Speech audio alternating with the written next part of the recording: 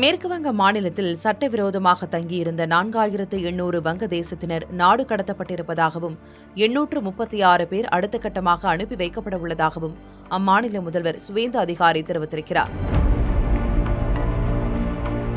மேற்கு வங்கம் மற்றும் வங்கதேசம் இடையே 4096 கிலோமீட்டர் நீளமுள்ள சர்வதேச எல்லை அமைந்திருக்கிறது.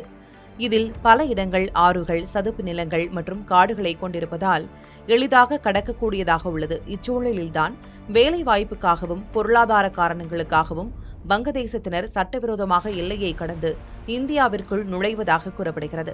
மேற்கு வங்க மக்களும் வங்கதேச மக்களும் ஒரே மாதிரியான பெங்காலி மொழி மற்றும் கலாச்சாரத்தை கொண்டிருப்பதால் குடியேறியவர்கள் உள்ளூர் மக்களுடன் எளிதில் கலந்து விடுகின்றனர் எனவும், ஏற்கனவே அதிக மக்கள் தொகை கொண்ட மேற்கு வங்கத்தில் சட்டவிரோத குடியேற்றங்களால் நிலம், குடிநீர், ரேஷன் பொருட்கள் மற்றும் அரசு மருத்துவமனை சேவைகளுக்கு கடும் தட்டுப்பாடு ஏற்படுகிறது என்றும் அம்மாநில மக்கள் குற்றஞ்சாடி வருகின்றனர்.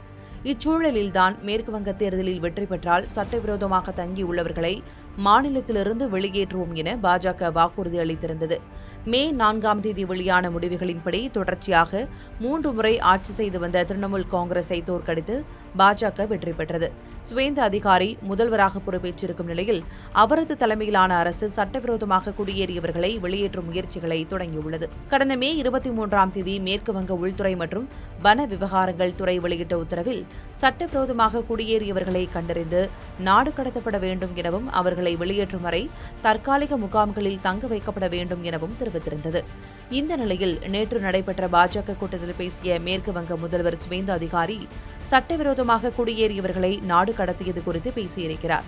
அதன்படி சட்டவிரோத குடியேற்றத்தை கையாள்வதும் இந்தியா பங்களாதேஷ் எல்லையை பாதுகாப்பதும் தனது அரசின் முக்கிய முன்னுரிமைகளாக தொடர்கின்றன எனவும், ஆட்சி பொறுப்பேற்றதிலிருந்து தற்போது வரை 4800 சட்டவிரோத குடியேறிகள் வங்கதேசத்துக்கு நாடு கடத்தப்பட்டிருக்கிறார்கள் என்றும் 836 பேர் தற்போது நாடு திரும்புவதற்காக காத்திருக்கிறார்கள் என்றும் தெரிவித்திருக்கிறார்.